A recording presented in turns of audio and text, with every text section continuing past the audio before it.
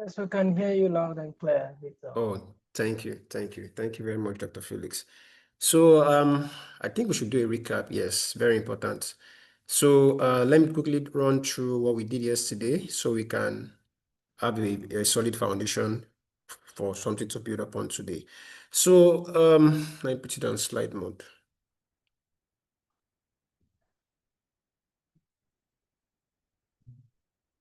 Okay.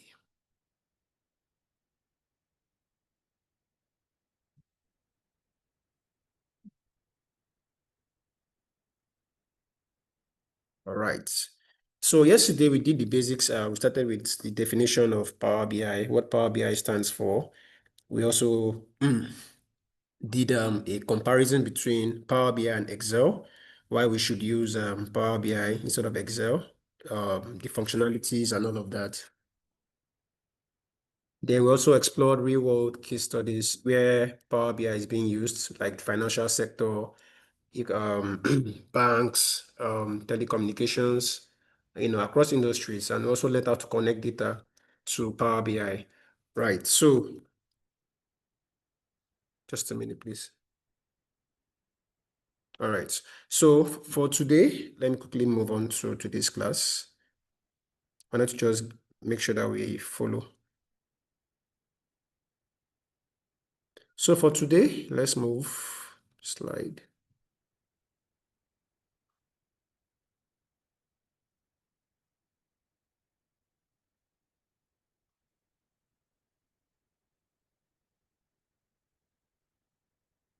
Right. So today we'll be focusing majorly on data modeling and visualization, and we'll be doing DAX. Today we'll be touching on DAX. Right. So these are the objectives for today's class. We'll understand data modeling and relationships. We'll create calculated columns and measures using DAX. We'll design effective visualizations and then add interactivity to our visualization using slicers and filters. So without much ado, let's get started. First of all, what is data modeling? Right. What is data modeling? Why do we even bother modeling our data? We model our data to organize it for analysis.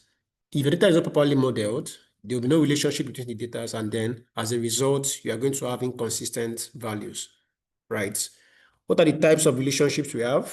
We are going to explore it in detail very soon. We have one-to-many, many-to-many, many-to-one, one-to-one. We're going to, have a case study and examples to demonstrate this.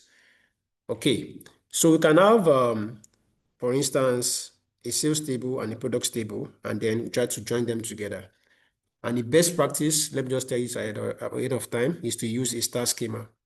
Okay, all right, let's go. What is a DAX model? What is a DAX model? A data model, I beg your pardon. A data model organizes your tables and relationships. It helps Power BI understand how tables connect, ensures calculations in DAX return the right results, and there are two key concepts when it comes to data model. We have relationships and cardinality.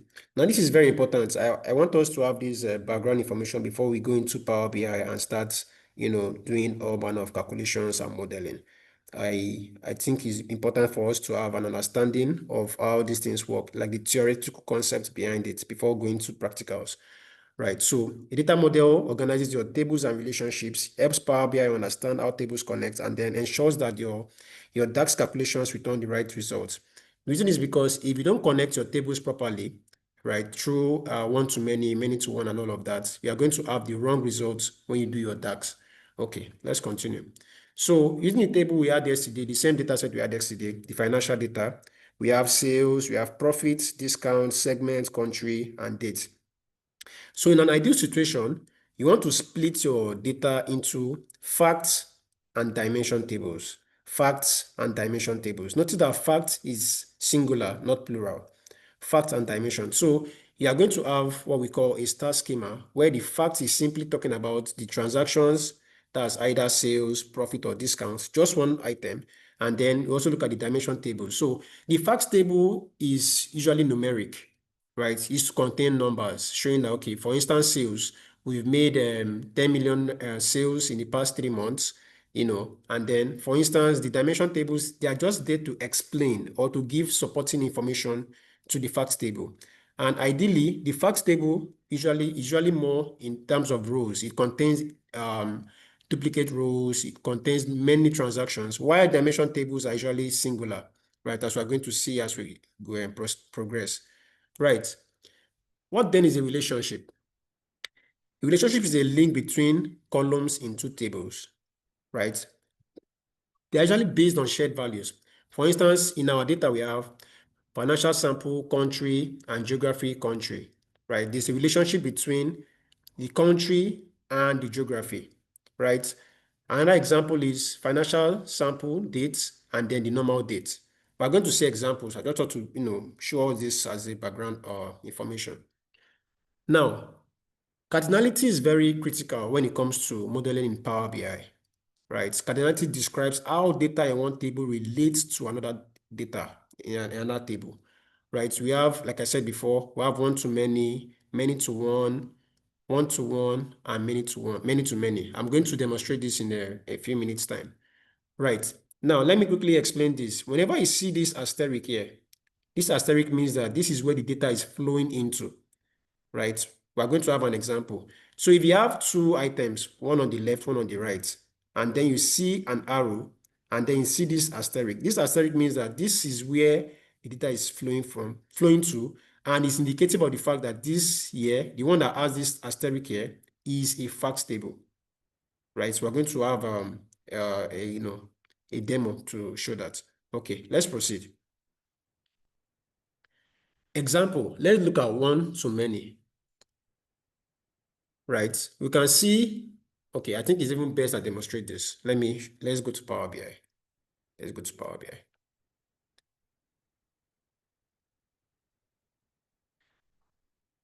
Power BI. So we'll continue with the data we used yesterday and just build upon it so that we can have something more, more advanced compared to yesterday's class. Okay, so while Power BI is loading, let me look for my data. Okay, it's coming up.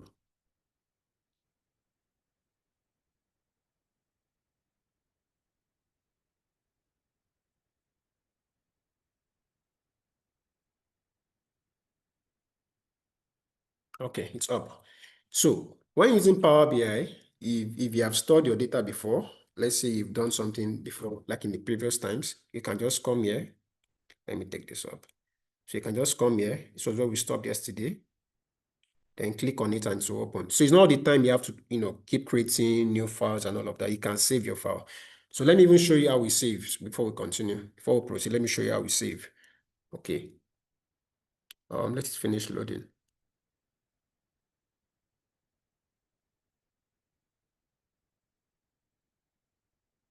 It's loading the reports now.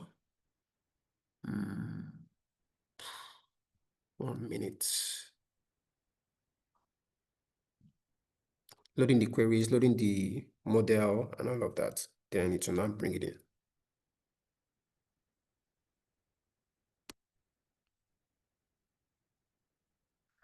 It's quite slow today. Okay, let's see. So we're going to explore all these examples, using a data model, cardinality, and and we see how they are used in real life situation. Okay, so it's still coming up. Let me minimize this. Here. Okay, data is back. So if you look at this data, what we did yesterday, this was where we stopped yesterday. I'd like us to continue from there so we can build upon it. So while it's still loading, just give it a minute so that the visuals can come up.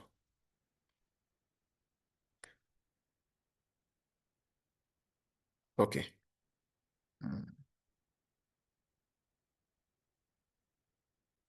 Yeah. So this was what we did yesterday, if you recall. This was where we stopped yesterday, right? So we did a very basic visualization showing the KPIs and then the charts. Okay. Now, what we want to do is that based on this our own data, this same data that we have, right? We're going to do data modeling and DAX, right? For this data, you notice something. Let's go here. Let's go to table view. You notice that there are just everything here is under one table. All the variables we need, the sales price, the gross sales, discount sales, cost of goods sold, profit, dates, everything is inside one table, right? This is not ideal for modeling. It's not even advisable when creating tables to have all this inside of one place, right? So let me show you what you do, right? So in this, look at this now, for instance. The reason why we're having these two is because notice yesterday that I had to import another one. They are basically the same tables, right? They're basically the same tables. So there's no relationship, so to speak. I'll import another table now and show you how to create relationships based on it. So I need to just show you this to show you that when you have a table that contains all the information, it is not the right way to go. So I'll import another data set now to show you how to import data and then create relationship based on them. Okay, I hope that's clear. Right. Power BI is loading. Okay, now that Power BI is up, I'm going to get data. Right, we'll go to blank reports.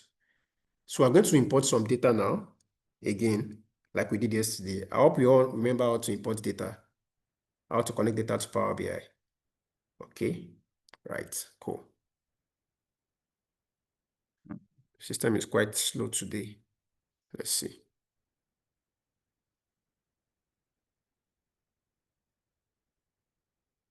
Okay, it's coming up.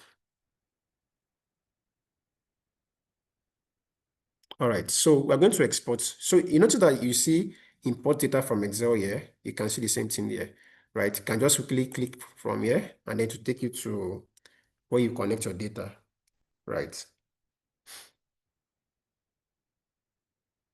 It's loading. Just give it a minute. It's coming up now.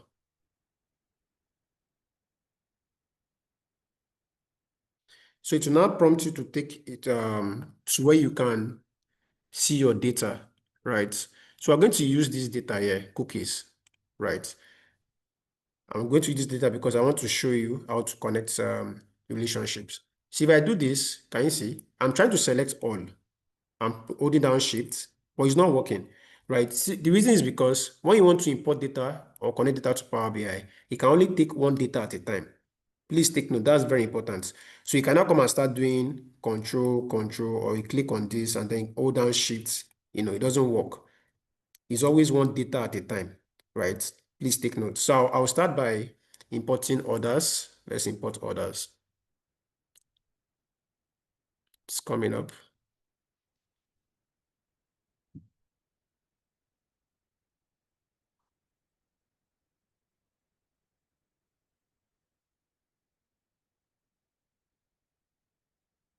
Okay, it's connecting. So you can choose again, you can choose to load your data or do some basic transformation before you load your data. Okay, so like we did yesterday, we'll go and do some transformation. But if the data is okay, you can just click on load. But just to be sure, we'll just load the data first of all before, we'll transform the data first before we bring it in. Okay, so we have orders here.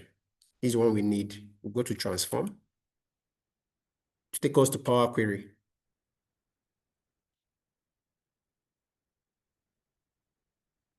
Power Query is loading. It's loading now. Okay, it's up.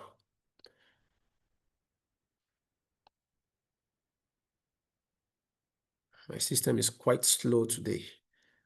Okay, let's see. Power Query is up.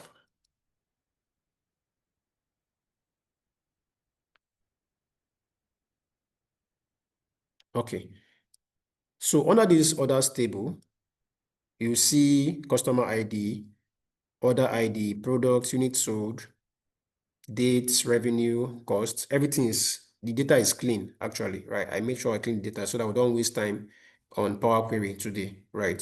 So I can just click on apply and close. So it's going to load into the Power BI. Okay. So subsequently, I'm just going to load in the other data as well so that we can start doing data modeling. Okay, right.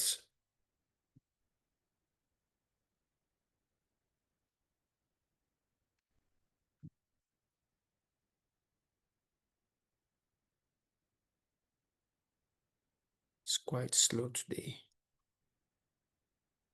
Okay, it's loading in.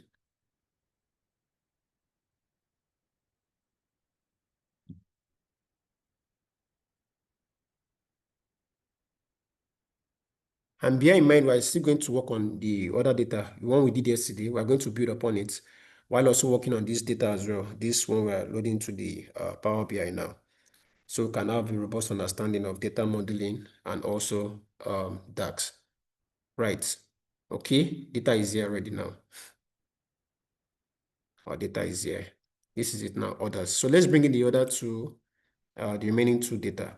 So basically, what this means is that you can have data from different sources. You can have data, in CSV formats, Excel formats, SQL, data, Access database, whichever format you have, you can always import them into your Power BI, right? This is the reason why I'm showing you this. It doesn't have to be always one particular file and then one particular source of your file, right? You can import data from just about anywhere. Then so far they have relationships. So far there's a commonality among them. You can just create that relationship. Say for instance you have you're running a restaurant, and then there's someone imputing in data for people that buy, your customers, for instance, and then there's another one that shows the amount of goods purchased daily and all of that. Let's say there are different locations, right?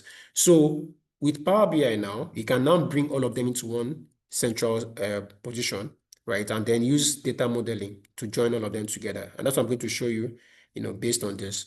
All right, our customers data is here. Let's bring the last one. Okay, we have customers, orders, and then the last one is going to be our cookie type, right? Let's load it in. So this here is a fictional cookie company that they're into production of cookies, people buy and all of that.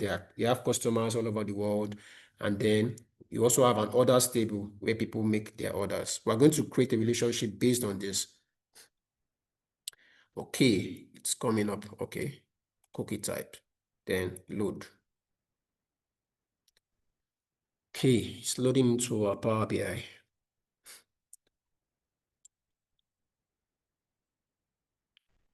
All right, all right, all right, all right, all right. Okay, it's here. So we have the three data now. Oh, it's still loading. Okay, it's here now. Yes. So we have the cookie type. Let's check it. Right. Cost per cookie, revenue per cookie, units sold. Check the customers all over the world. You can see the address, their city, country, customer ID, the name of the customer, note and all of that. Then the orders, you can see the costs, customer ID, and all of that. So why is this important? You notice that there are commonalities among all this, right? For instance, the customer, you can see customer ID, you can see customer ID here again. Okay? If you look at this again, you can see unit sold, right? There's a relationship between this table here with this table here, with this table here. Even if they are all, different sources, they are like from different people, in a way. Okay, let's go to model view. Can you see? So what we have now is that Power BI has automatically detected something for us. It has seen that, wait a minute, we have something here that is somewhere here as well, right? Power BI is that smart. It can detect it. So it knows that, okay, there's a customer ID here, right? There's a customer ID here. Automatically, it has picked it. That, okay, these guys are, they are similar. That means there's a relationship between them. Now, notice what I said earlier about where the asterisk is. Anywhere you see the asterisk, it means that this is the facts table. This particular one is the facts table. It shows that this is where all the other dimension tables are drawn to. Okay. Now you notice something, that this particular one here, right? There is no relationship with any table here at all, right? Why is that? Let's look at it. Let's diagnose it. You can see cookie type, cost per cookie, revenue per cookie, unit sold, right? Why is it not joining? The reason is because Power BI, as smart as it is, does not know that these are our what's it called, cookie type is the same thing as product. What Power BI does is that it looks at the names. In this case, customer ID matches customer ID. It picks it for us. But what we want to do in this case is that we have cookie type, and cookie type is the same thing as product. Let's check it.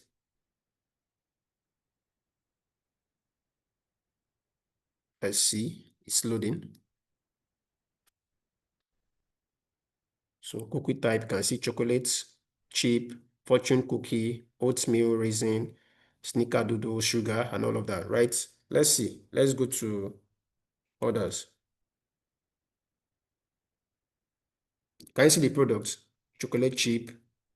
So as powerful as Power BI is, as intelligent as it is, right? Sometimes we have to now come back here by ourselves and do this.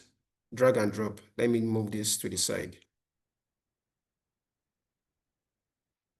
Can now come here, drag this here. Then from cookie type, make sure you are clicking on the right one. From cookie type, drag it down to products.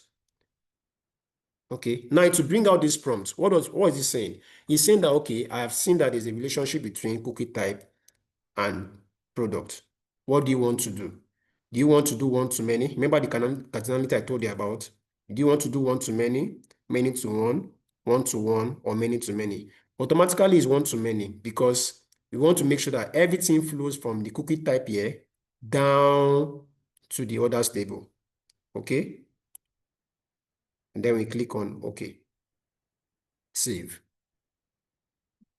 Now, if we had not done this and we go ahead to go and start writing DAX, we will have all manner of problems because by the time you want to filter out, the products based on the cost per cookie, we are going to have errors because it's not going to recognize it.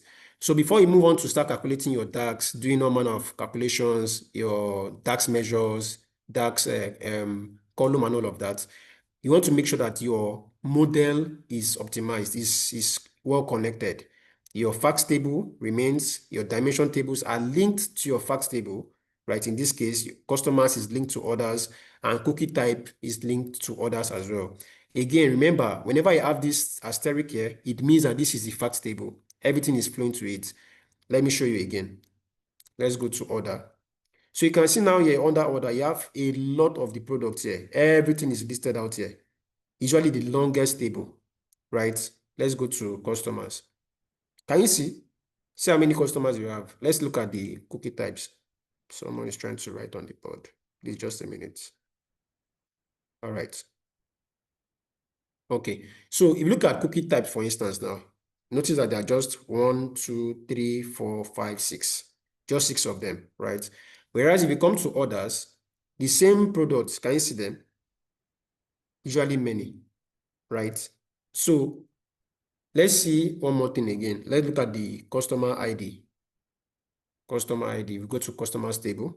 Can you see customer ID? 1, 2, 3, 4, 5. Whereas in the others table, can you see? That means that this customer ordered for many things. Customer, 1, 2, 3. I can see how many things that this customer ordered for, right? A lot of things that this customer ordered for. So you can have, situations whereby one customer can order for different products, right? So what we need to do is to make sure that everything is captured in the facts table, right? So that when you are doing your analysis, everything is accurate. Your DAX, everything is accurate, right? I hope we are all following. Okay, right. This is a very fairly simple example because I don't want to confuse the beginners among us, right? So your best bet is to always use a star schema. A star schema. Let me explain what the star schema means. There's a slide for it. Just a minute. Okay, this one here. So in a star schema, you want to make sure that your facts table is in the middle. Your fact table is in the middle, right? You now have dimensions all over, connecting to your facts table, like what we just did now. But we just add them 2 dimensions, the 2-dimension tables, right? Compared to this. So it's called a star schema. This is, you can see the star here, right? Because it shows that everything is linked to one particular table. You have the dimension table of dates linked to the facts table of reseller sales. We have the dimension table of reseller linked to this again. We have the dimension table of employees linked to this. We have dimension of sales territory linked to this, and also the products. Everything is linked to this. This is the ideal way that Power BI expects you to have your data. And Power BI has been optimized in such a way that whenever you have type of a star schema, you're going to have the best possible results, right? Let's go back to Power BI.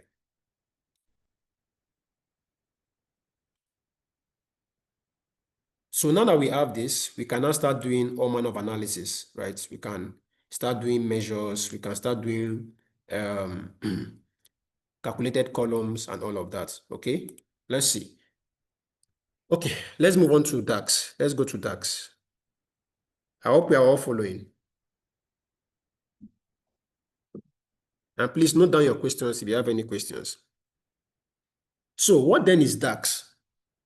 DAX simply means data analysis expressions, right? That's vague. What does data analysis expressions mean? It's a formula language used in Power BI, Excel, pivots, and SSAS.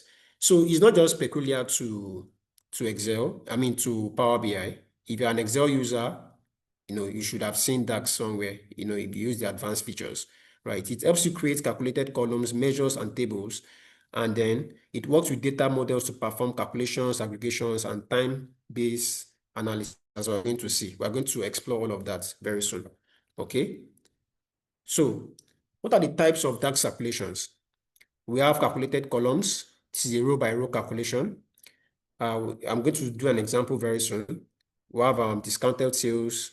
We have, for measures, calculations based on filters and contexts. We're to do an example very soon, and then calculated tables. You can create new table from existing data.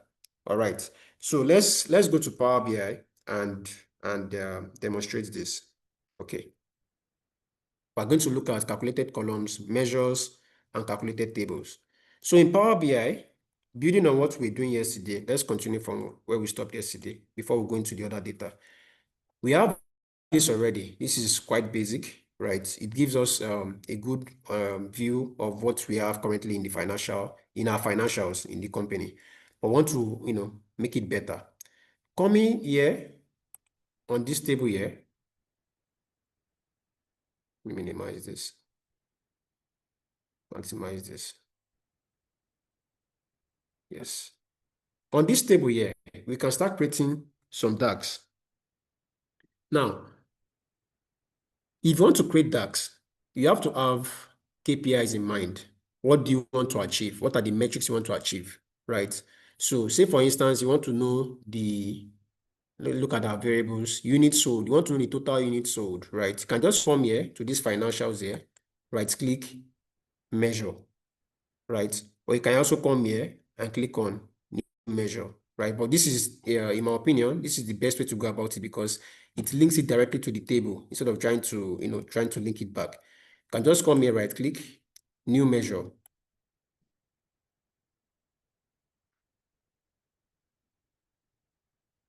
Okay, what is our measure? Let's say total units sold. What is it equals to? Now, let me quickly show you how DAX works before I come back here. Just bear with me, please. Let me show you how DAX works. So, if you have this, for instance, I want to break it down so that when I'm writing the formula, you can follow along. If you want to do total sales, for instance, right, it's a summation. You write sum. The first thing you write after your function is to reference the table, and then the particular column where you want to, add the values together, right? So in our case now, we want to do for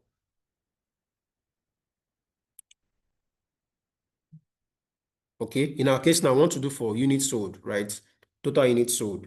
We write sum is IntelliSense that is bringing this to us. So you can see that everything that contains sum, for instance, summarize column, sum X, everything belongs to sum, IntelliSense. After writing sum, since we're looking for sum, you press tab, right?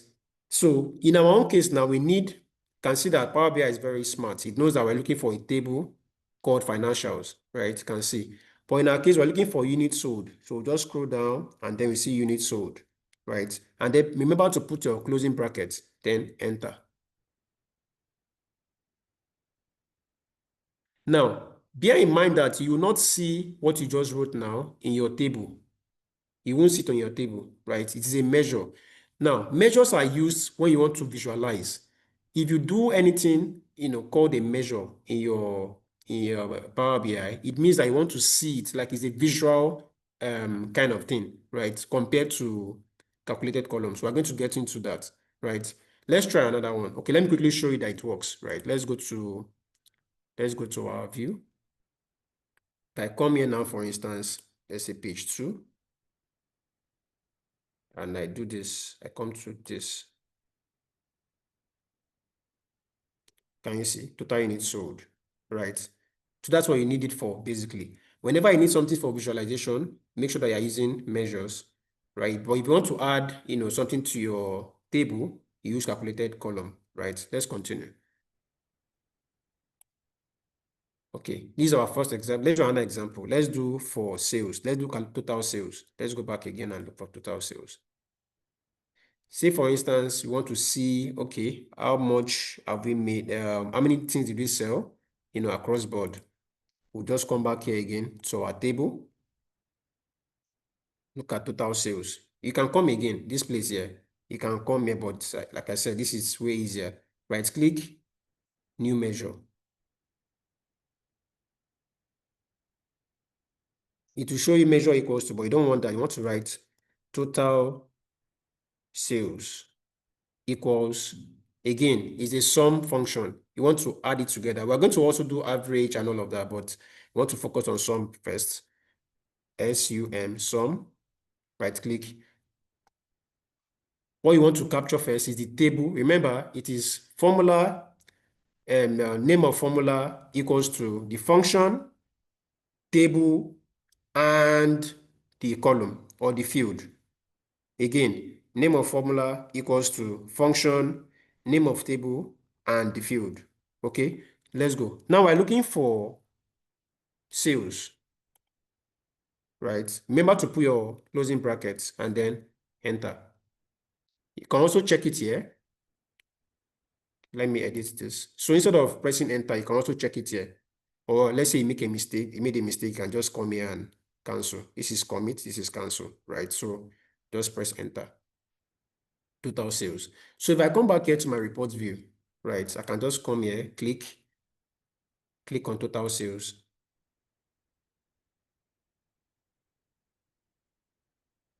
Let's take this out. Let's see, let me drop a KPI here. Yeah, this is my total sales. Let me delete it and do it again so you can see it. Say I drop a KPI here, right?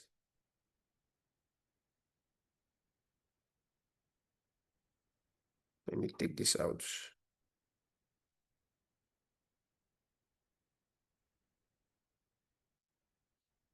Okay, so I drop a KPI here, and then I can just come back here and put my total sales. Then change this one to card. Can you see? So it works, right? So that's what you use measures for, right? Whenever you want to see something on your screen, that is when you should think of measure. But if you don't want to see it on your screen, you don't need to do measures, right? I hope that is clear. Okay, let's continue. Okay, let's try another example here. Let's do average. See, you want to know the average. Average simply means the mean, right? You want to check out the average of your, finances, right? The average sales, for instance. Let's try it. So this is how you write it in tax, right? Name of the formula again. Name of formula equals to the function. Average is the function, followed by the name of the table, followed by the name of the field, the column of the field. Let's try it again. Average sales. Okay, so come back here again to the table view, right click, new measure,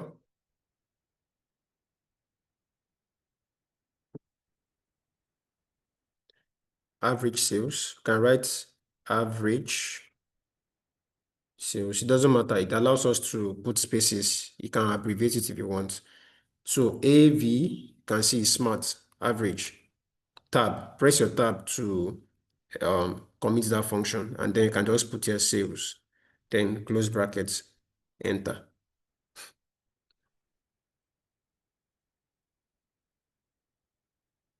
Yeah, so we have our average sales here. You can see it's showing here on the data tab. Okay, so just to show that it's working, you can do this. You can come here, click on it. Can you see it's working? So that's what you use measures for. Let's look at 2 or 3 more examples and then we'll move to calculated column. Okay, right. So say for instance, we want to do, let's try something more complex now. We want to know the profit, right? So let me quickly say that if you want to do something like a profit, for instance, and you don't know how to do it in Power BI, right? What you should do is that understand how profit and loss works. What is the formula for calculating profit?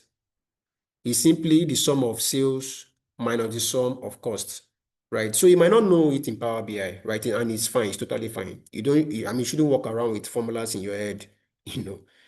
But you should understand that to get the profit of a data or a financial establishment, you have to calculate the sum of all their sales, subtract the sum of all the costs.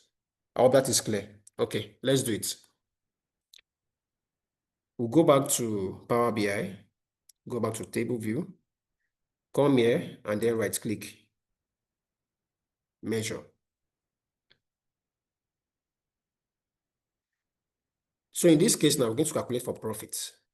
Profit equals to sum of our data, sales,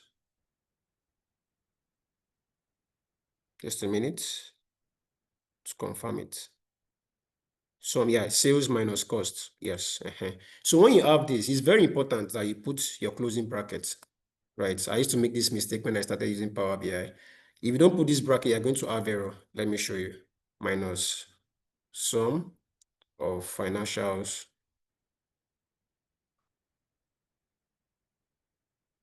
units sold, right? Costs, yeah, not units sold, the cost. Let me take this back. Right, costs. Sales minus profit. Yeah, cost of goods sold, this one. And then enter. Can you see? Okay, there's already profit. Let me call this profits. Yeah, with double S. Then enter. Can you see it's giving me an error that is not properly formatted? What I need to do now is just come back here and put my closing bracket, right? And then enter.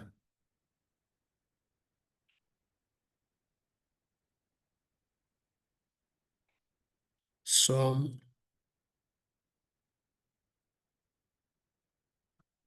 Yeah, can you see it's working now? So when you are doing your measures and your DAX and all of that, make sure that you take note of all these small things, these minor things. The brackets are very important. They're saying that this formula, this function here, everything under here, everything inside this bracket belongs to this function, right? Minus everything belong, under this bracket here, everything here belongs to this function. If you don't put these brackets, like you just saw just now, it's going to throw an error, right? It's very important. Okay, so we can go and test it out as well. Let's see KPI.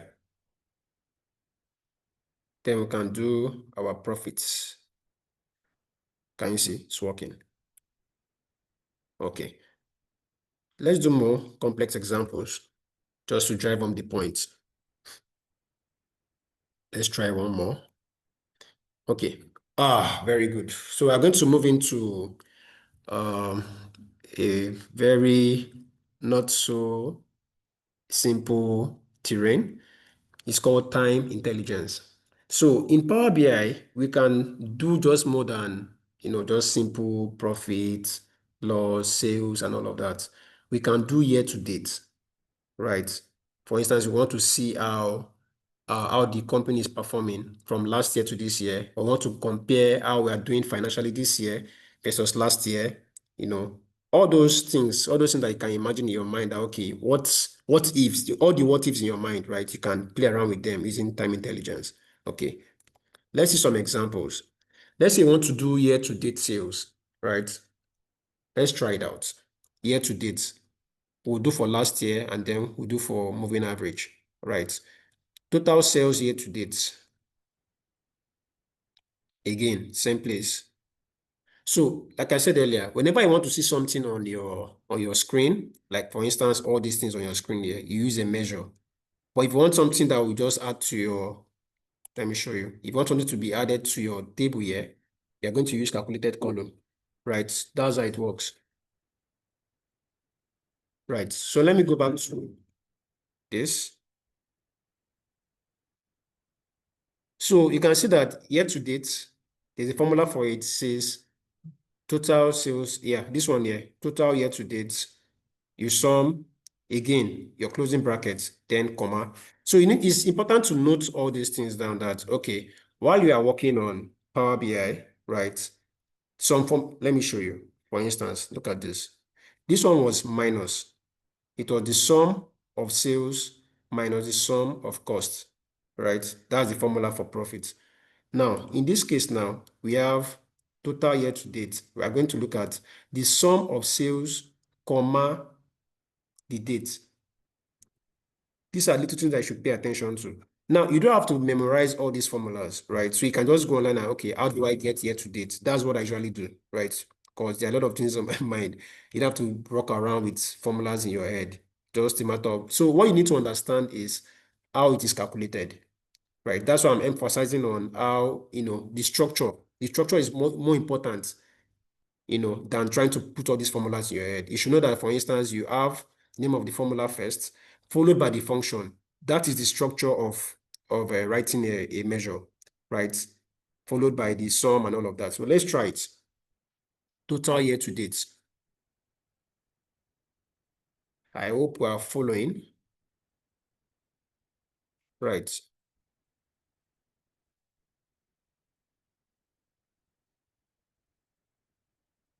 Total year to date equals to year to date, then tab. You can see this is an expression. Let me bring this down so you can see.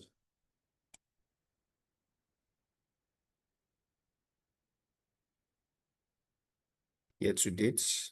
Can you see? So if you over this, you see that Power BI is telling us something. That you can put in an expression here, you can put in dates, you can put in filters, you can put in year-end dates. So let's read it. It says, evaluate the specified expression over the interval which begins on the first day of the year and ends with the last date in the specified date column or in the evaluation context. Okay. So this is what he's trying to tell us. Let me go back to the PowerPoint. He's telling us that,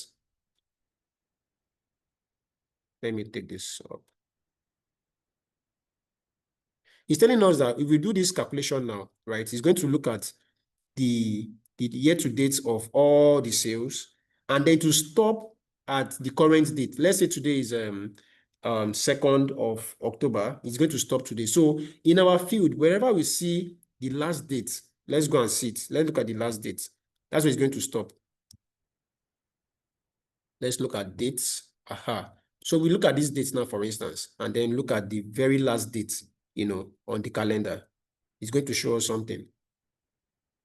It's showing us that we have to, we are not done with that. I wanted to just show you, the dates here. Is a very large. Okay, let's assume that today is the last date, right? Let's just so I can finish the formula. So we'll do some. Again, tab. Then we select our data, sales. Then remember, put your closing brackets. Very important. If you don't put the closing bracket like we saw earlier, you're going to throw an error. Okay. When it comes, remember I said that we're not using minus like we did the other time. We're using comma. Because that's how the formula works. We're using comma, then we'll put out, look at our table again and then put the date. Let's go back. Then comma, you can see it's smart enough to detect it. Let me take this away. I'm coming. This thing is blocking my view. Okay. Let me reduce this. Yeah, then look at date. Then closing bracket. Enter. Again, it's correct. That's why it's working. So we can have, so most times when I want to visualize year to date, right? We usually want to use the time series. Let me minimize this.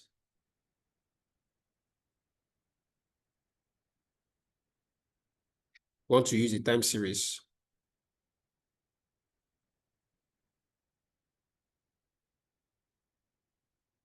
So we want to say, for instance, something like this. Right? We can now do year to date. Not this one. Can now add our date to it. Hold on. So can you see year to date?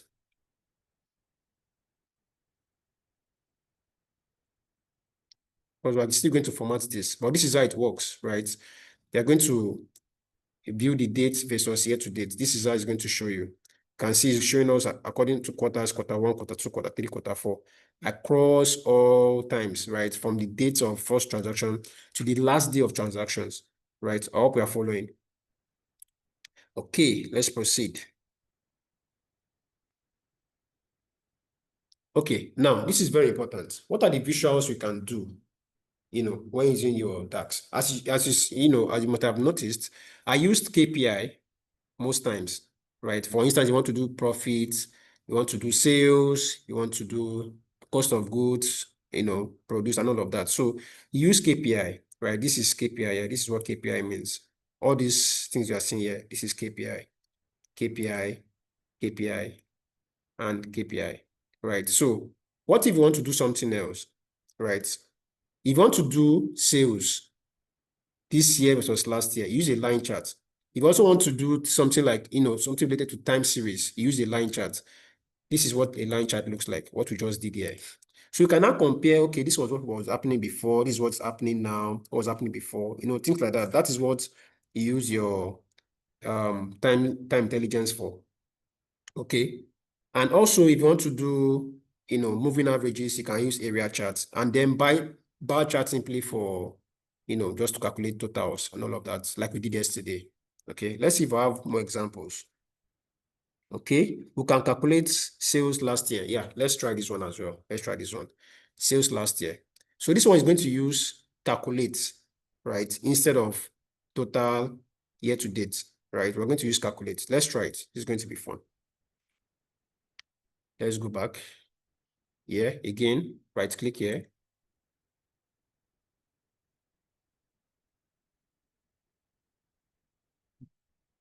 Yeah, it's up now. Sales last year equals to calculate. Before you even finish typing, IntelliSense will pick it up, right?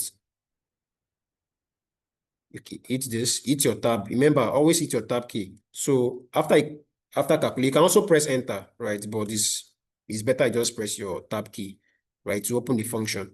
So if you look at our function here, we're going to use calculate and sum together. That is what we call DAX, data expression, analysis expression. This here, whenever you see a function here, this one here, right, this first one here, let me button it, right? And then you now have another function here, running around and all of that. This here is called an expression. It's an expression. It's no longer just a formula. It's no longer just a function. It's now an expression.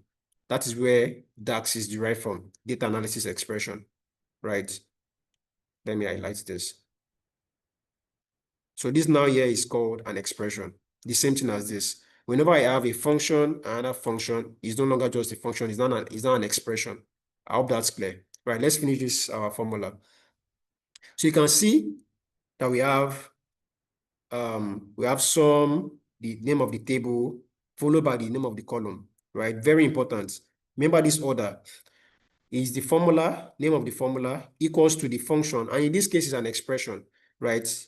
We have a calculate is a function already. For those of us that know how to use formulas and functions in Excel, calculate is a function. Sum is also a function. So whenever I have something like this, know that this is an expression, right? Name of the table, name of the column, and then a comma. This is another function again. Same period last year, and then name of the table, name of the column. Okay, let's try it again. So we'll go back to Power BI. Go back to Power BI. Yeah. Sales.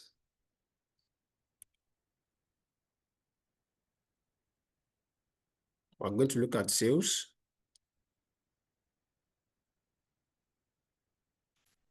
Sales. Remember your closing brackets. Very important. Comma. After putting our sales, we're going to look, it usually takes two arguments most of the time, two arguments. This is the first argument here. This calculate function takes first argument, second argument. So if you put only one argument, you now see that you have too few arguments. Okay, so usually first argument, second argument.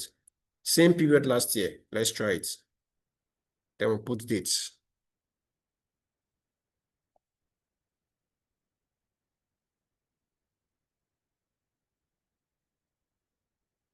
Same period last year. Okay, then dates.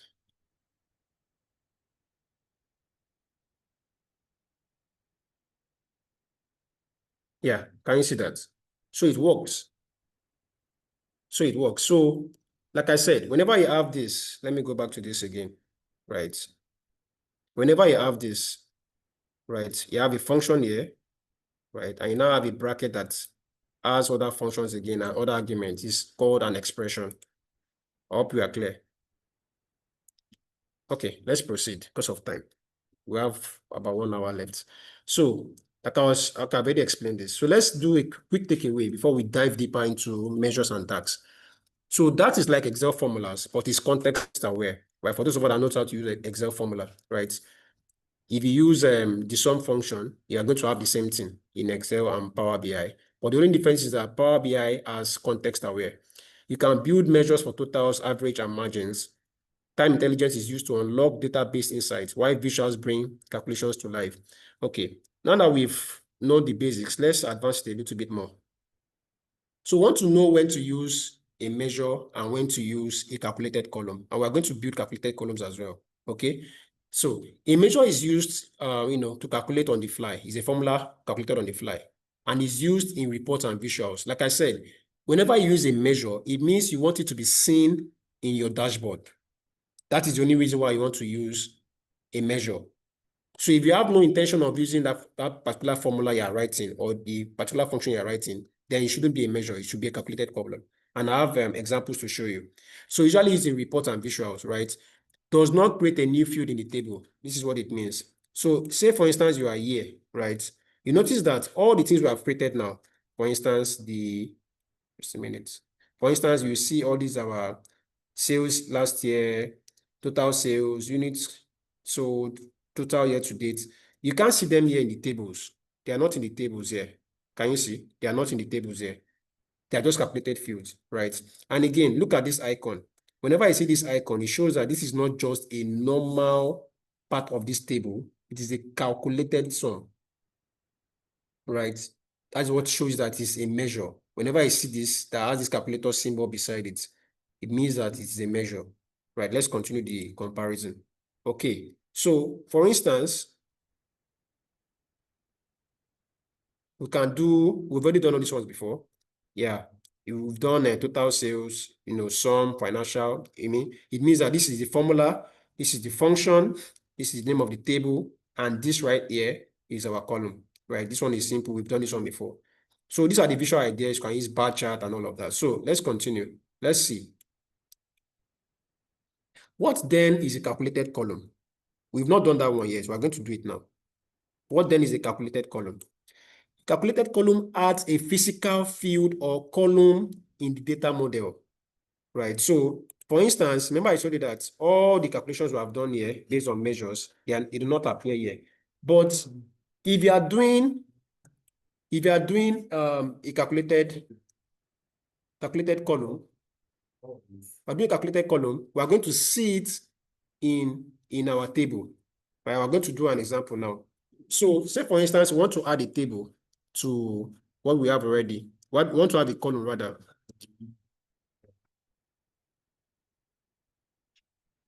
Yeah, we're going to add a new field in a calculated column, right? And it works row by row for each transaction. We're going to have an example now. So in our table, we're going to do a discounted sales. Let's see what it's going to give us, okay? And this is the formula. Let's see. Again, remember that you have name of formula equals to name of table, then the column name multiplied by this. Let's try it out. Let's try it out. So we can come here. There are two methods to do that, right? We can come here and say, right click, new column, right? Or you can also come here. Let's try this one first. New column.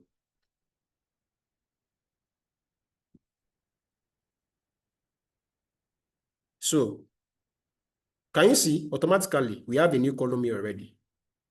Automatically. It shows that whatever we're going to write here is going to appear as a column on this field here. Do you understand? Right? Hold on. Let me do it again. It has skipped. Right click, new column. So you can see, I was trying to tell you, you can also add column from here. You can just come here and add column. But since we're already right clicking, we'll just go on with that. So in this case, now I want to do discounted sales. Let's see. Discounted sales equals to, our formula is financial, that's our table, sales multiplied by 1 minus discount. Sales minus discount, okay? Financials, sales. Again, close brackets. Minus. It's going to be financials. Sorry, let me take this away from my screen. Yeah, financial sales multiplied by 1 minus discounts. All right.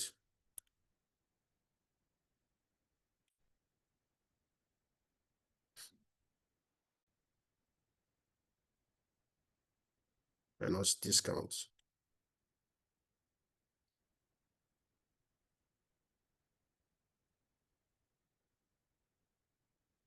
Can you see?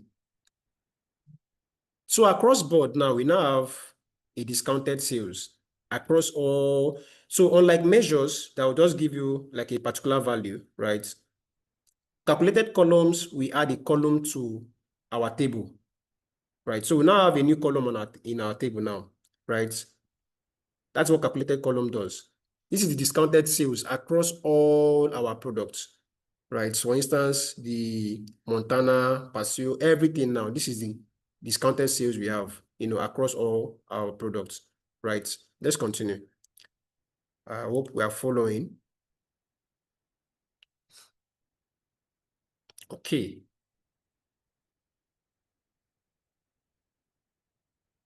All right, let's proceed. So when to use a measure and when to use calculated column.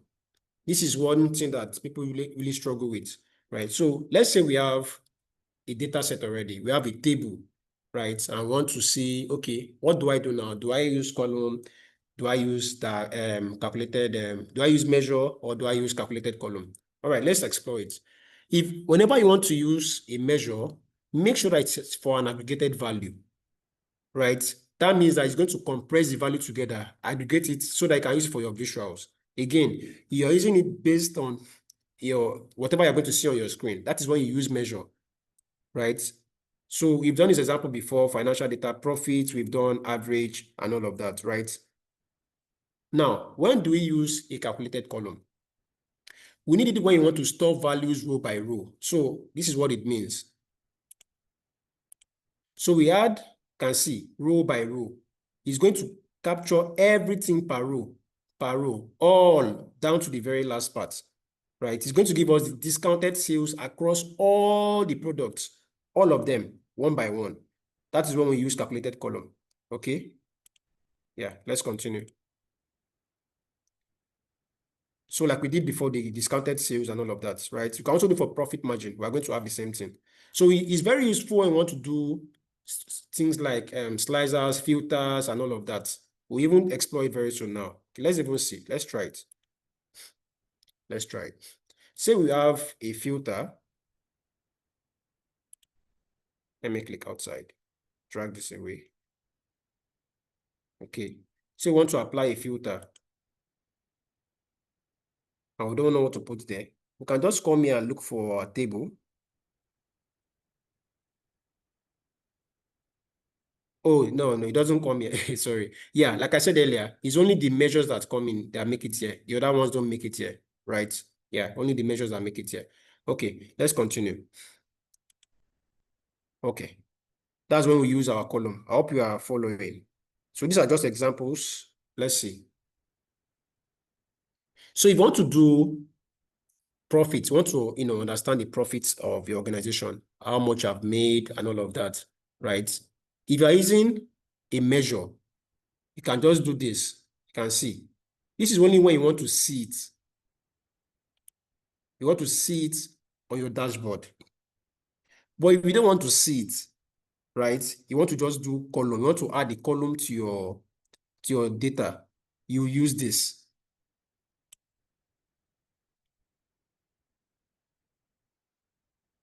I hope that's clear, right? This distinction is very important because if you don't understand when to use column and when to use measure, you're going to run into a lot of problems.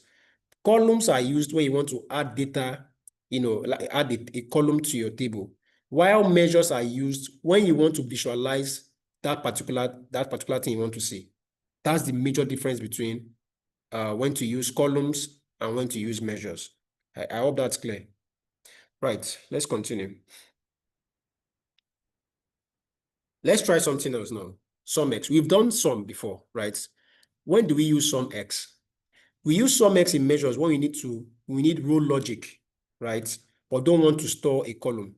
So remember that I said that whenever you do a calculated column, it usually trickles down row by row, right?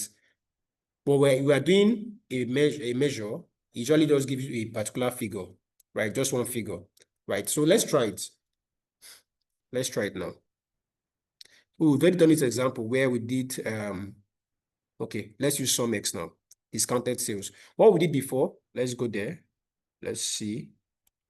No, not that one. Yeah, this is what we did before. We used this. Yes, did average. Aha. So let's continue now. So now we want to do sum X. Sum X is used when you want to use row logic, right? But don't want to store a column, right? You don't want to have that long column because you want to visualize it, right? You want to see what you're actually doing, right? Now we already have discounted sales, but now we want to do total discounted sales across board. Let's try it.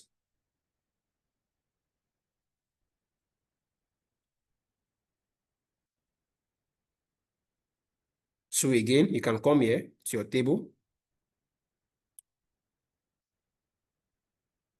Come here to your table, right click, then go to new measure. It's going to pop up again. So we're going to do total discounted sales equals to sum X. So you can see the intelligence comes up again. There is sum, summarize columns, and then sum X. We're going to click on sum X. We're going to click on our financial data. Let's go to our formula. Again, remember, name of the formula equals to the function and then the name of the table and also the name of the fields. Okay, so in this case now, since it's sum X, we're going to look at the table and then the function. Let's see. The table first.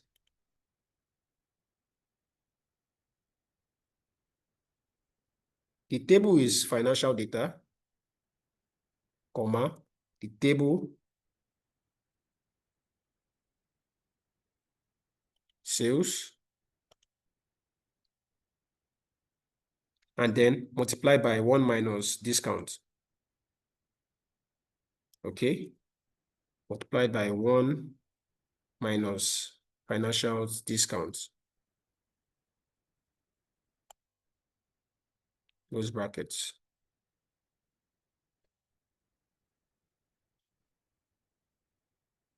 We'll now compare it now. We have total discounts already, right? I think these are total discounts. Okay, yeah. Remember in this table now, right? We have discounted sales. Okay, discounted sales. This is it here. Discounted sales. But we cannot visualize it. Remember I told you that whatever you do here under calculated columns, it cannot be visualized. You can only have it here as part of the table, as a column in part of the table. But if you want to now visualize it, this is the way you go about it. Now that we have the total discounted sales now, we can just come here, can add it as either this as a KPI, is one way to do it, or you can use a stack of charts, right? If you have this, they can now bring in your discount as your y-axis. Can you see? Or let's try it. So let's make it vertical so you can see better. Can you see? So this is what we're going to have now, right? Total discounted sales by discount, right? We have discounts and then total discounted sales across board, across all our products, right? Let's proceed.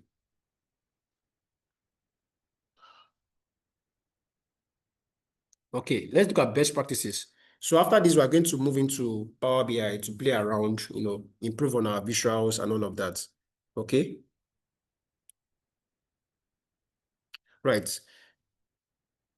Prefer measures for aggregations, right? Whenever you want to do aggregations, right, you want to see the sum of all the values that you have done. Make sure that you're using measures. And then use columns only when needed for slicers or row level analysis. Just make sure that whenever you want to have, you want to attach a column to your table, use columns. Then what to avoid? Avoid duplicate columns that measure can replace. So if anything whatever you know that measure can do, don't use columns to do it, right? Whatever measure can do, this is a rule of thumb. Whatever you can do with measures, don't do it with column, because why? You are going to add more file size, to your data already. Your data is large already. You are now adding another column again, right? Make sure that you can just use measures. Measures are faster, they are lighter in weight, compared to adding columns. Minimize model size for necessary calculated fields. So you don't need to have many calculated fields. Whatever you can, like I said, just for emphasis, whatever you can do with your measures, don't do it with calculated columns. It's just going to save you a lot of time and headache. Okay, so let's go to Power BI and play around with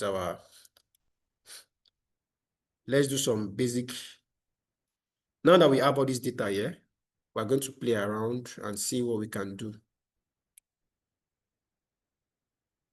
Okay, let's see. All right, so let's just visualize. Let's make this better first, and then we'll move on to the next data and do our analysis as well. So look at this now. How do we arrange this? So for instance, say you've done your KPIs already, you've done your charts, everything's looking fine and crisp. So the question that should come to your mind is, how do I visualize this data? How do I make it appealing to people when they sit down? Oh, this is beautiful, right? This is looking very good. Because it's one thing to have all this information, right? You know them by heart. This makes sense. It's another thing for other people to see it and appreciate it. Okay. What our advice is that for filters, make sure you use things like country. Remember I showed yesterday my Excel sheet, what I use for, let me even bring it up again so that we can take a cue from there. Right, so let me open Excel. So again, like I said, you don't just start, you don't just drop into Power BI and start visualizing. Make sure that you have your KPI and your metrics down, written down in paper. I usually write them down in paper. Like I said, I don't usually do them directly in Power BI, or but I had to just, for the purpose of the class yesterday, I had to bring them into Excel. Where's KPI? Let me search for it. KPI. Yeah, this one. So as I was showing you yesterday, right? If you want to do charts, you can do things like total number. You want to do filter here, you can see country or region, province or state. This is best for filters. If you want to do counts, you want to do and then count this like the KPIs, right? Then for if you have a map, right, you can now use countries or region for your map, right? This is very important. But for filters, I always advise you use region or states, something like this, whenever you're doing filters. I hope you are following. I want to quickly visualize this before I move on to the next data. Okay, what do? You don't need it for units sold, right? You can replace this. Instead, let's use country. We drag country into, look at this field here, country, drag it here. Can take this out and then drag country in here. Just drag and drop. Can you see? Now, let's say we have this, right?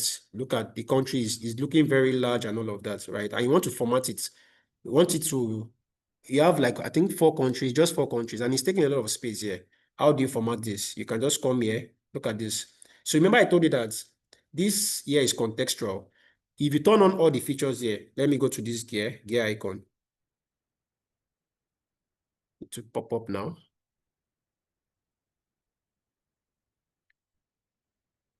I did click on it, right? Yeah, it's coming up.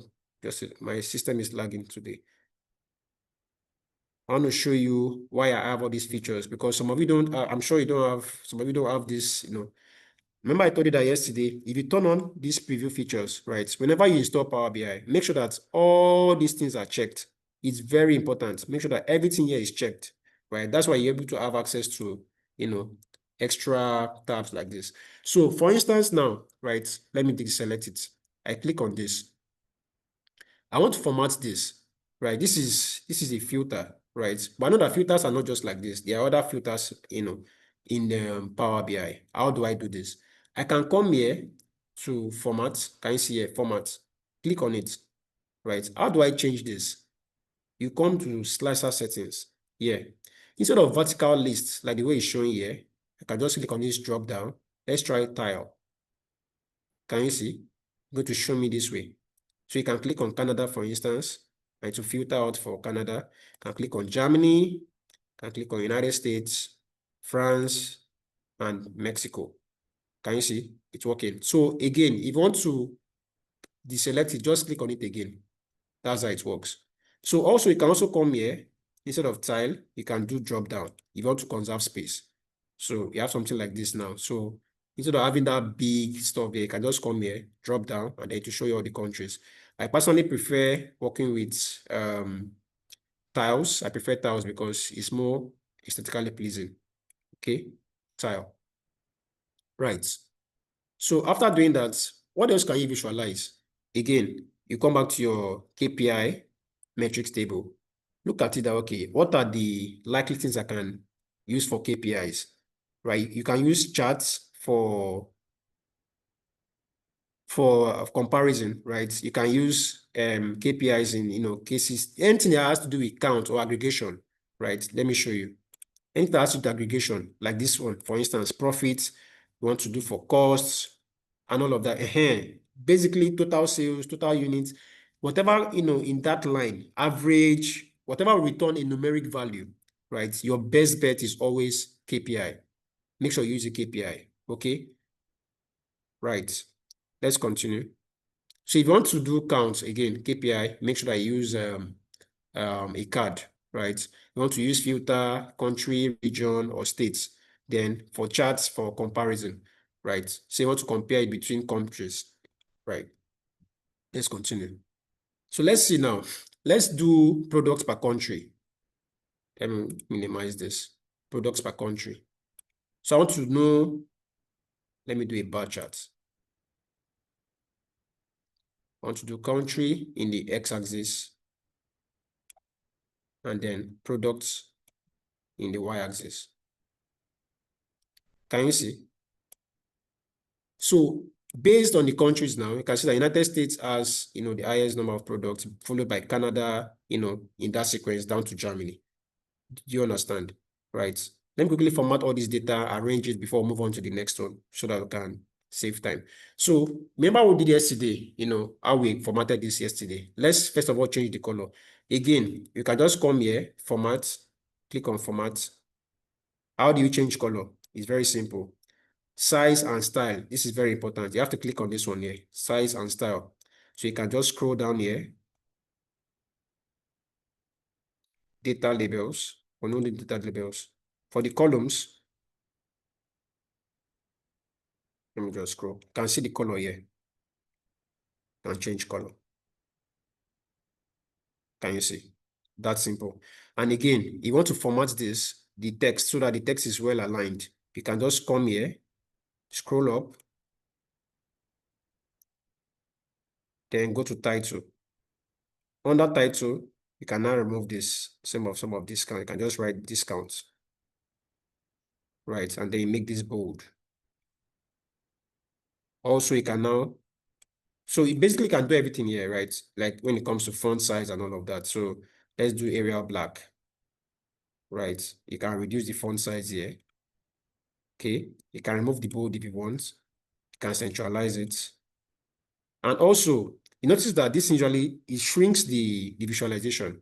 The labels of the x-axis and y-axis, right? What you can now do instead is that you come up here again. Look at the x-axis. You come here, look for the title, then turn it off. You can see it's off.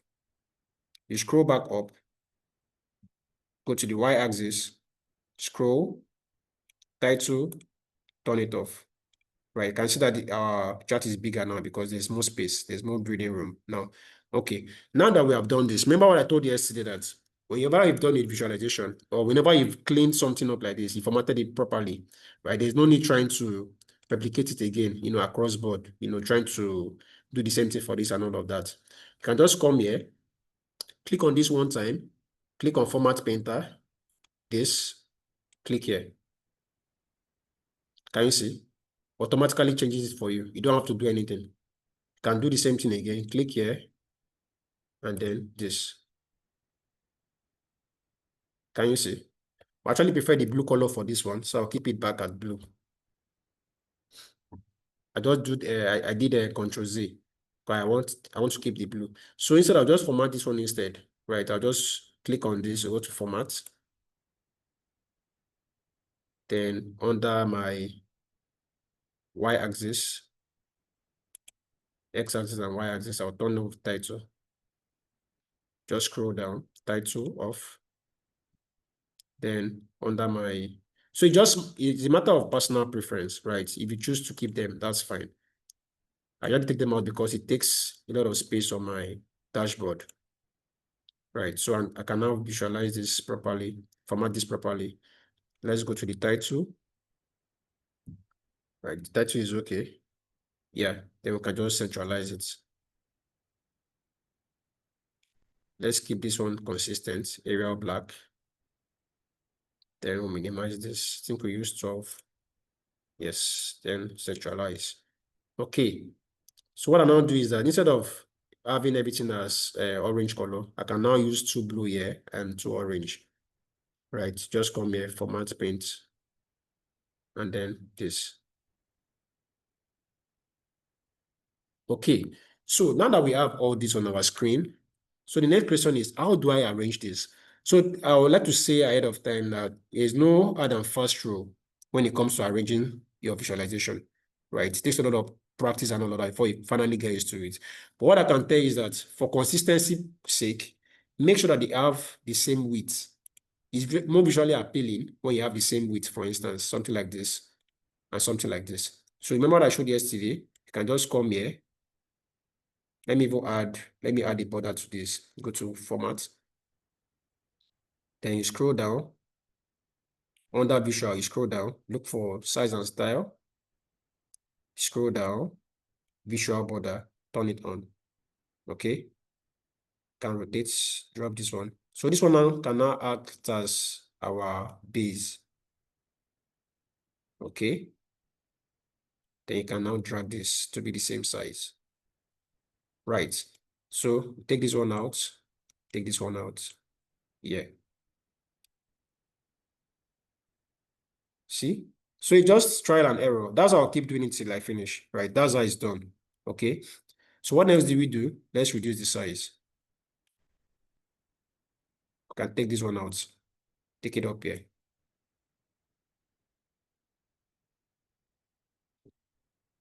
So personally, I always prefer using a borders, right? I prefer using borders because it makes the visualizations pop. Okay. So let's go to visual border and turn it on. Can just do the live paint. If you double click, it will pick for this and then can pick again. Oh, it didn't select that. Let me do it again. Yeah, that's done now. Yes. So I can now come here and reduce this. Same thing for here. Or let's click on this first. Click on this and then this.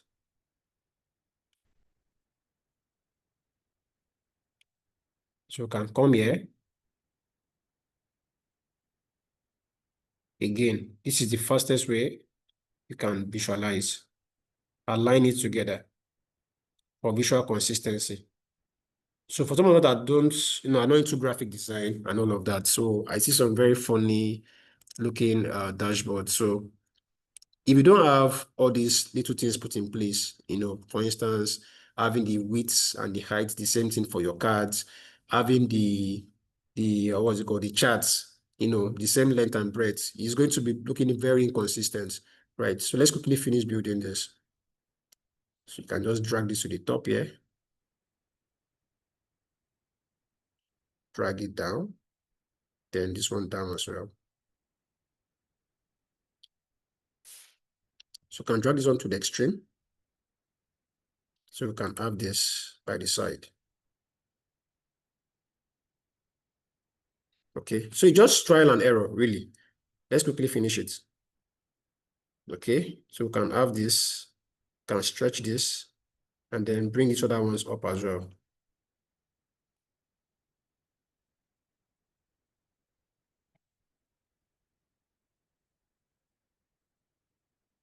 Say, for instance, you now realize that one of your visuals is not going to fit in properly, right? What you can do is like just click it, Control X, cut it out, then go to another page and paste it.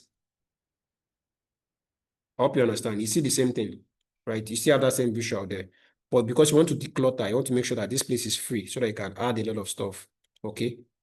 Right, let's continue. So we can just drag this one here, then this one as well.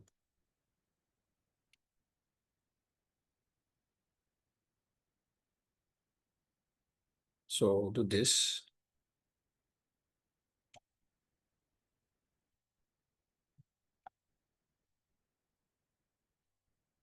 Right. Then this one as well.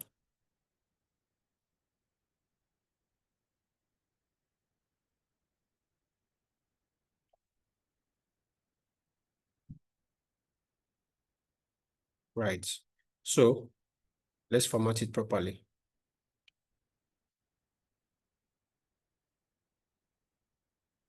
So we can just come here again, format painter, then click on this. Again, click on this, format painter, then this.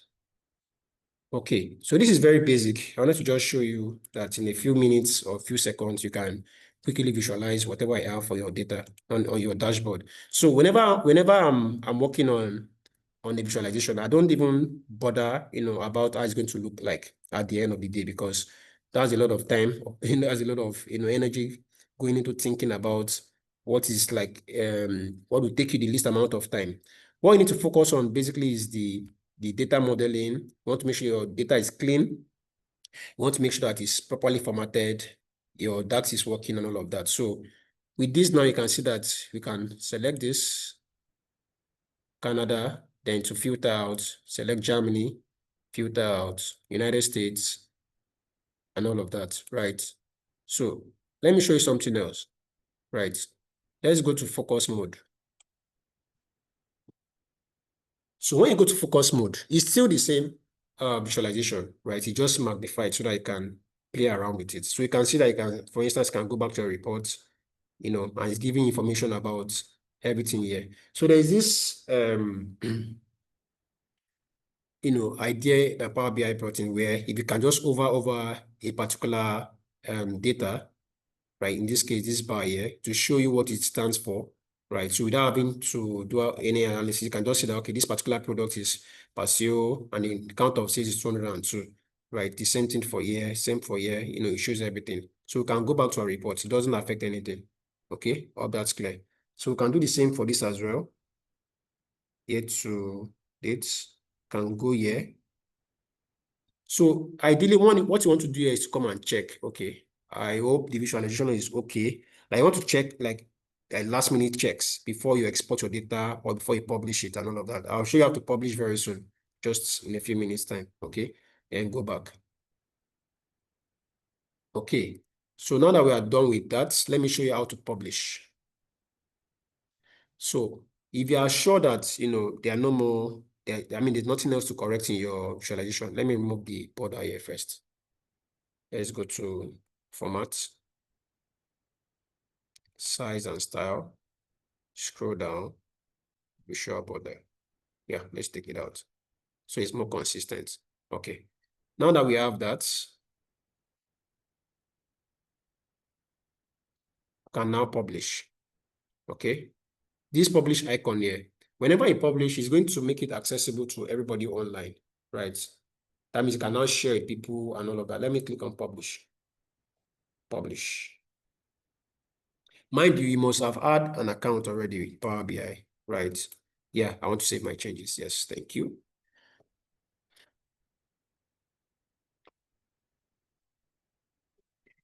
It's coming up.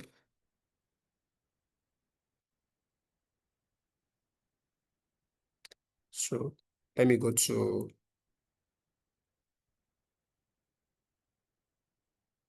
Power BI.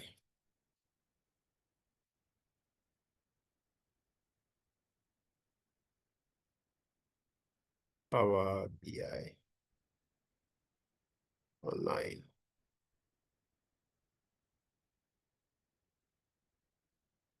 Okay, yeah, this is my workspace here.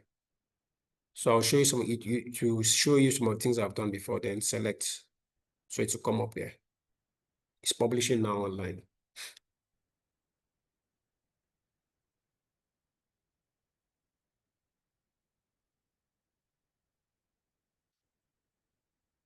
Okay, got it. That's been published. Yeah, thank you. I'm enjoying Power BI. Okay, it's loading. Let's see.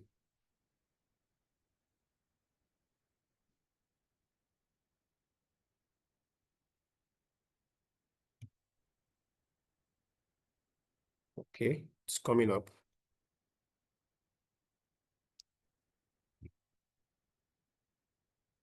Okay, so while that is still coming up, let's quickly go to the second data. I think we still have some few minutes left before we call it a night. Okay, now you notice that this particular one now, this particular table here, we have the products are the cookie types, we have the customers, and then we have the orders, right? So for this one now, we are going to do the same thing again. We are going to do measures and calculated columns. Okay, so for this one now, what we want to focus on is the orders, right? Because this is the facts table. Okay, so we want to do, let's say, total cost. Can just come here, new measure.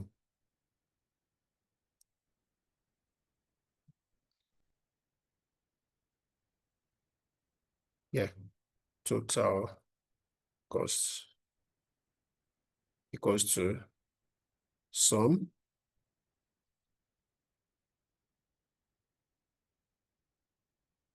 Yeah, input costs. Yeah, cost per cookie. Yes. Then remember to close brackets, then enter.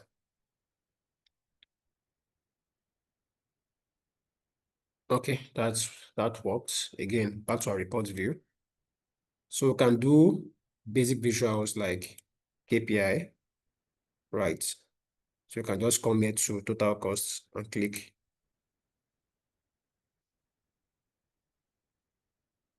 Can you see? So let me quickly show you something. Say for instance, right, you have decimal places, right, in this instance like this, right, and you don't want to see decimals. You want to make sure that whatever you have here is without decimals, right? What you can do is that you come back here to your measure. Come back here, brother. Okay, this total cost here. What you want to do is that in this place that is showing auto, you're automatically giving us two decimal places. But we don't want that. You can just come here, minus, minus.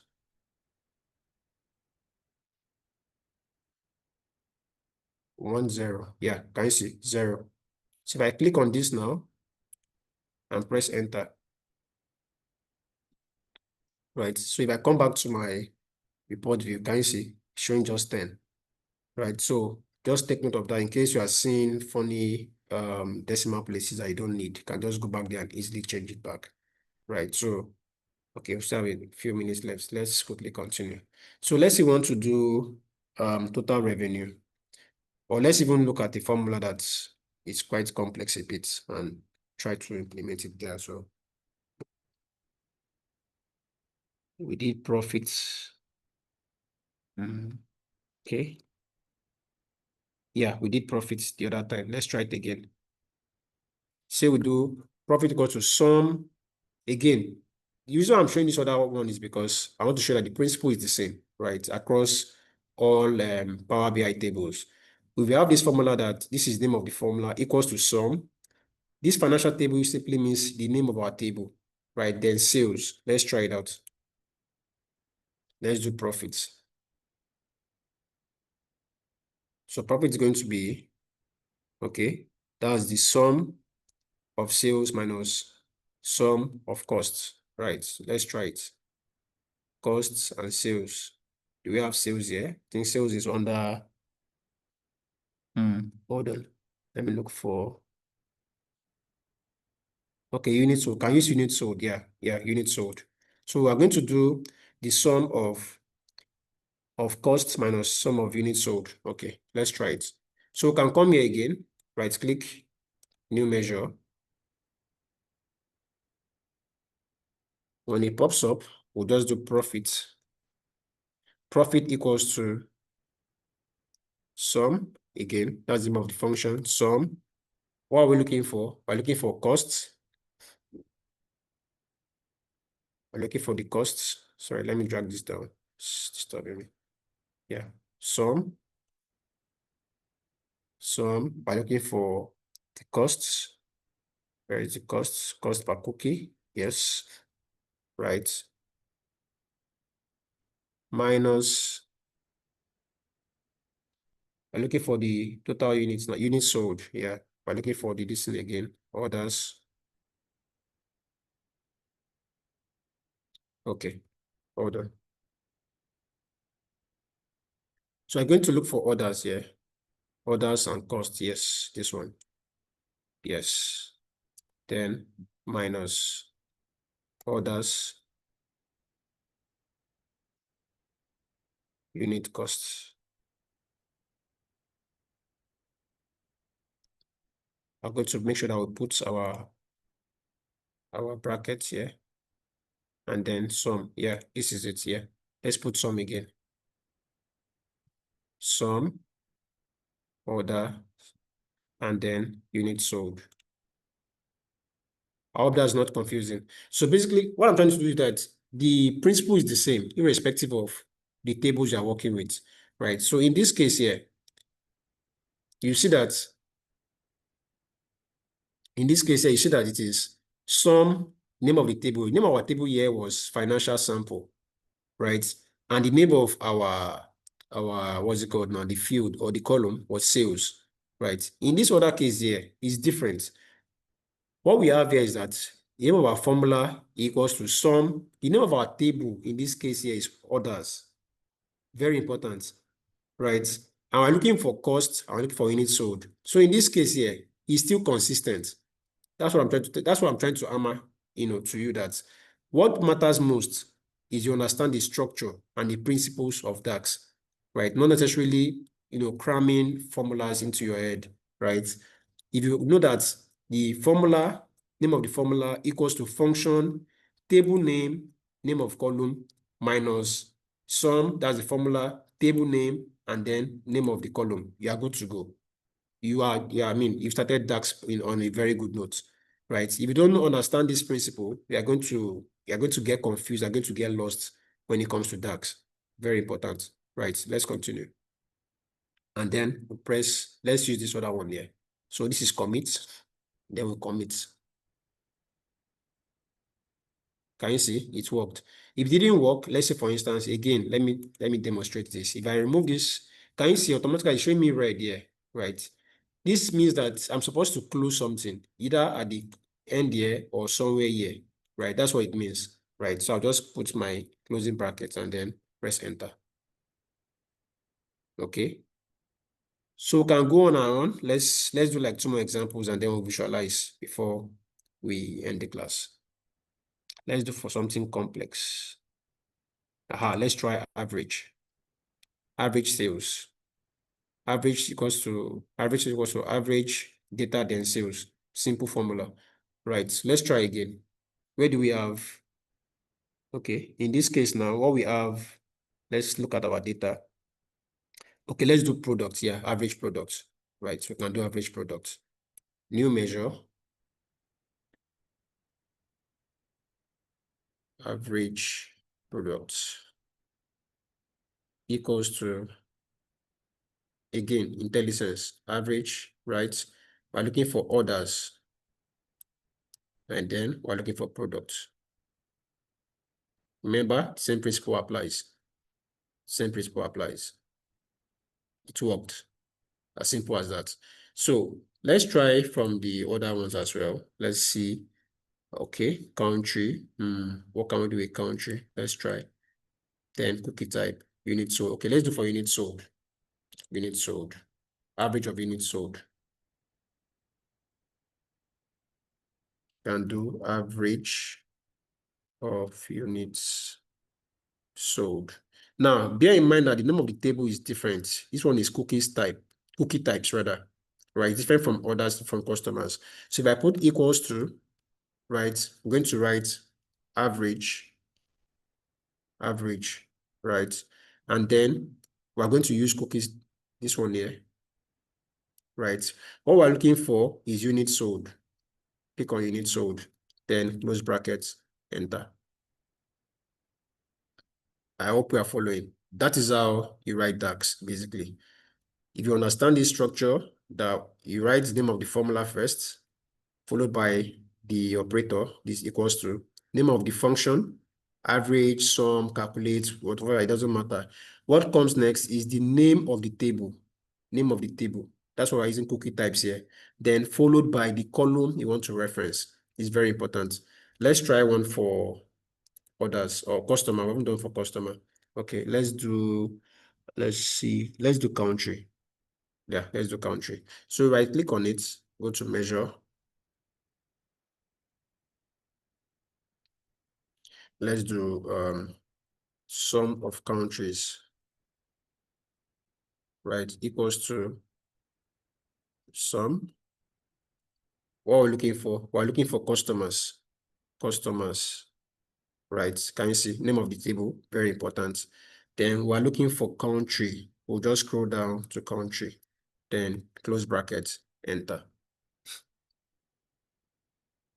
See, it worked. So let's quickly do, a few visualizations here to see how we can use this little data that we have to come up with something. Then we can call it a night. Okay, let's see.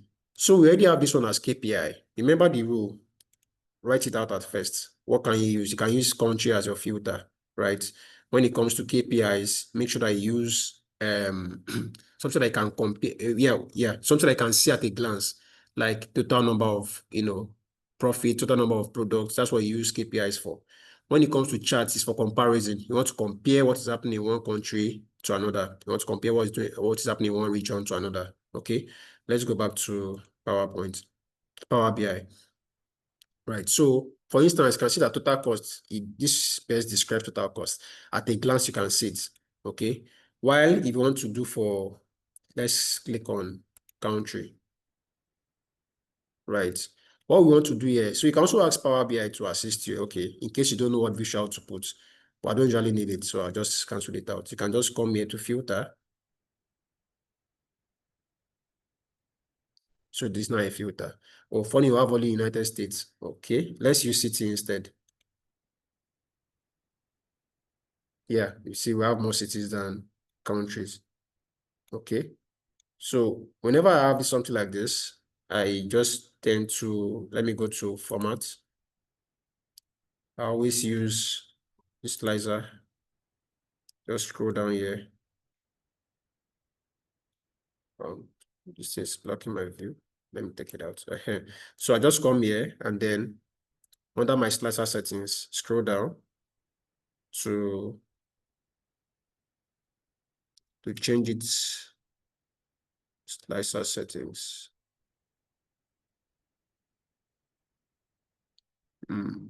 Hold on. Okay. So click on this. Oh, that's slicer header. Sorry. Yeah, this one here, slicer settings. Yeah, sorry. Yeah, so you can now do this either drop down or tile. Okay. So we can do this. Yeah, like this. Or let's use the drop down. No, I think the tile looks better. Let's use tile. Right. So in this case now, we're going to put it here. Somewhere here. Okay. I'm going to put it somewhere there. Then we can just drag this one around. So KPIs, this is a rule of thumb. When you are doing KPIs, right, you also want to make sure that they are at the top here, like very visible, so that at a glance people can just see it, right? Make sure that your KPIs are at the top here, somewhere here like this. Then you can just align this. Okay.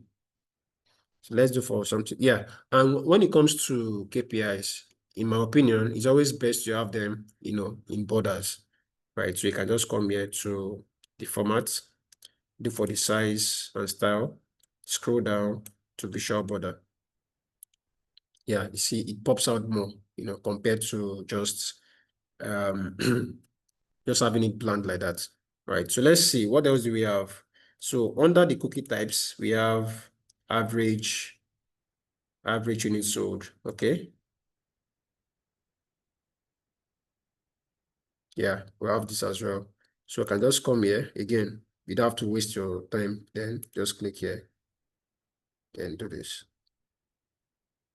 Then we have the same thing.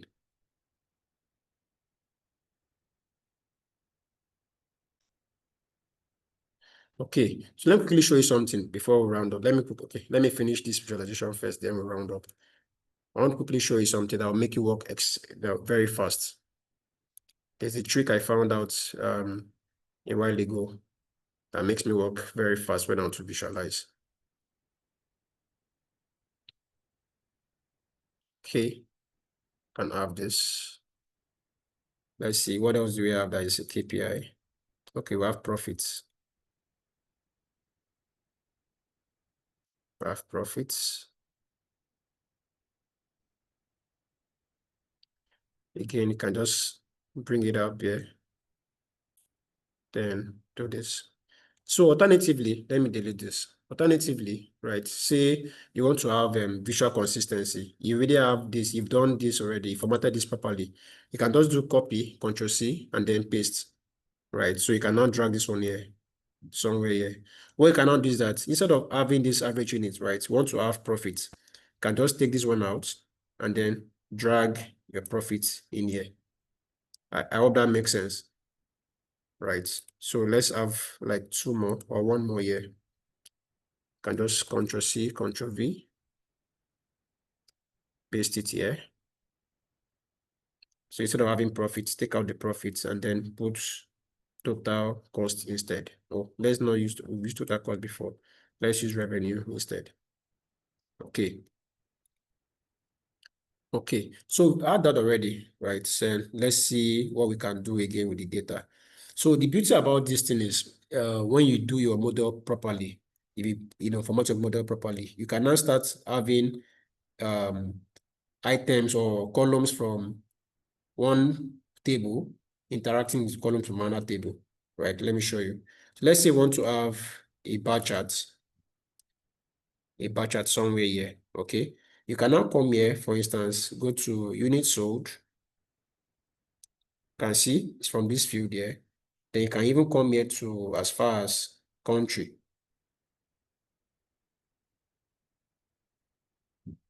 Right, let's format it properly. So the country, drag it here to y-axis. There you see. Okay, let's use country as x-axis. Country, come to x-axis. You drag it, make sure it's on top of this thing here, right? This add data, or else it will not work. Can you see? Then we can now drag this unit sold. Make sure it's on top of the add data here, then it will work. Can you see? But since they are all United States, it's going to show us that. But we want to use city instead. Just click on city, right? And then we'll deselect country, right? So we'll now take city from legend down to x-axis. I hope that makes sense. Right. Okay, let's try something else. Let's do a pie chart. So the reason why we don't have a map, right? Map uses, let me show you. Look at this. You need longitude and latitude for you to be able to produce a map. I couldn't find data on time, right? I can show you my previous works where I used that. After this visualization, I'll show you that, right? So you can see that in this instance now, we have country from one table or city from one table interacting with units sold from another table, right? Because there's a relationship. There's a relationship between them. If there was no relationship, it's not going to work.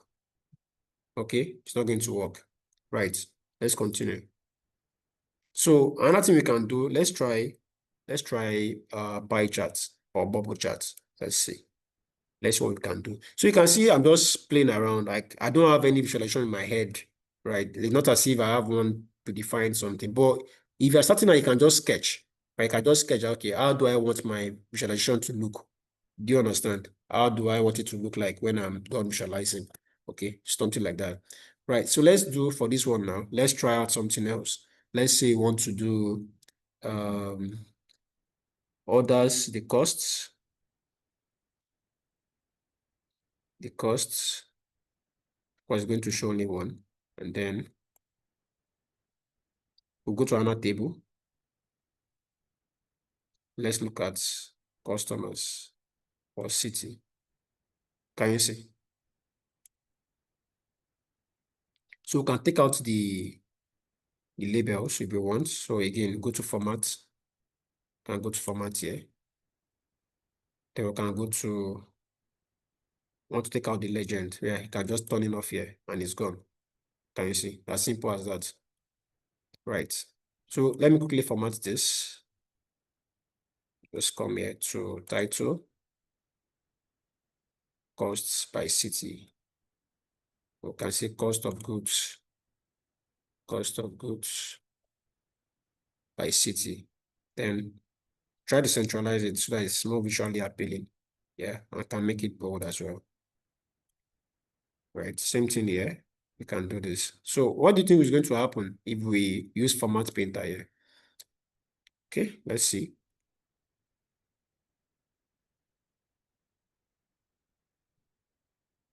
Okay, so why did it work that way? Let me quickly explain that to you. So in as much as this is a pie chart and then there are many colors, right? And then there's only one color here, consistent colors, because these bars here are all saying the same thing compared to this. But we can also change the color of this as well, right? Let me show you. You can change the color of one bar. So you go to visual, scroll down. Can you see here? Not text. No, not text. I'm looking for bars, no, not title. So you go to size and style, scroll down. I'm looking for the bars. Yeah, the columns. So this one now, I don't want it to be blue. See, I want to emphasize this, that Seattle is a very important city for us. Can just come here, change the color. Oh, hold on. Yeah, there's a way you can change color for it. Yeah, let's see. Okay, not gradients. Based on rules of find value. Based on city. Best. No, last city.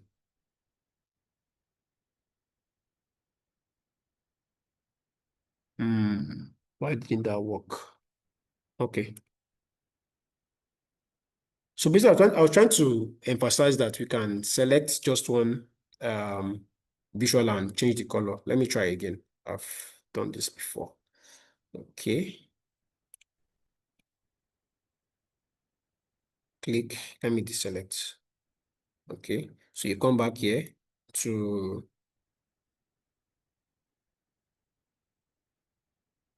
yes, the color, and take this out.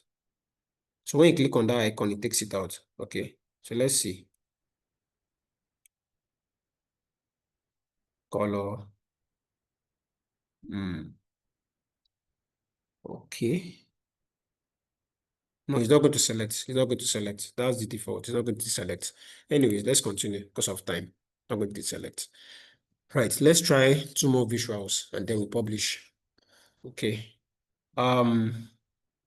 Okay. We can have, okay, let's do 1 more because of time. We can have revenue. Okay, let's try another data type. Let's do gauge. Right. Revenue. And then we do revenue according to city. Or address will be too much. Yeah, that's much. It's a bit too much. So minimum value and maximum value. We can do units sold as minimum value. Then we can do average units sold as maximum value. Okay, let me expand this.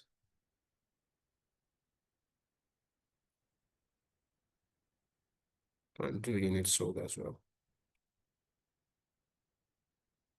Let's take this out. Take this out. Okay. All right. So let's centralize this. Okay. Let's quickly do this. We go to formats like we did yesterday, then align middle, then distribute horizontally, then distribute vertically. Okay. Then the same thing for here as well. Formats, align middle, distributes horizontally, distributes vertically. Okay. So that brings us to the end of my session. You can see that I didn't go advanced at all. There are some advanced things we're supposed to do, but that was reserved for Mr. Marcel. Mr. Marshall is going to take us in advanced Power BI tomorrow. My job was to introduce you to Power BI and give you a good foundation so that when he comes in tomorrow and start writing complex DAX, you won't look confused, you won't look lost. So, Dr. Felix, thank you very much. Yeah, thank you so much, Victor, for this wonderful session.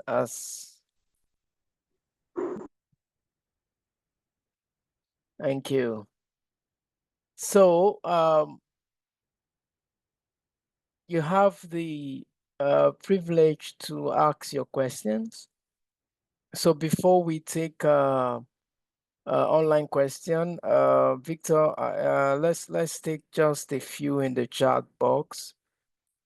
The first person was asking that what is the difference between sum of profit and profit since they are giving us same values? Yes, that's a very good question. Yes. So the reason why I did sum of profit, right, was to show you DAX, like the basics of DAX. It's the same thing basically, because if you look at this, right, you see like this is profit and then sum of profits. So it's just basic introduction to DAX. That was why I did that calculation. It's not necessary really, because once you have this sigma sign here, it signifies that it's a summation already. But because I wanted to demonstrate it to you what DAX means, that is what I wanted to show you, that you can calculate profits based on that formula. I hope that's clear.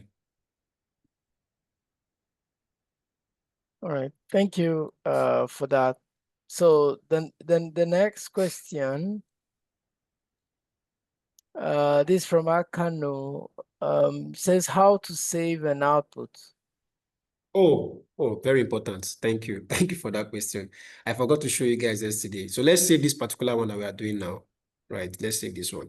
So you just go to File, click on File, then go to Save. So the first time you want to save, you can see that you cannot just save directly, right? You have to do Save As. But in this other instance here, right, if I want to save, can you see? Because I've saved it before. I want to save, you will now see the option to save directly.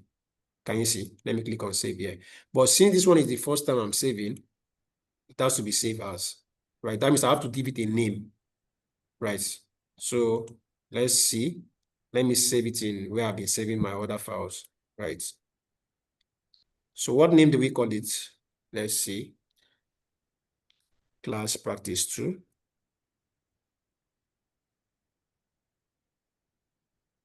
Or 2. Okay, now it's saved. I hope that's clear. Thank you, Victor. So we can take questions now. I think that's it for the chat.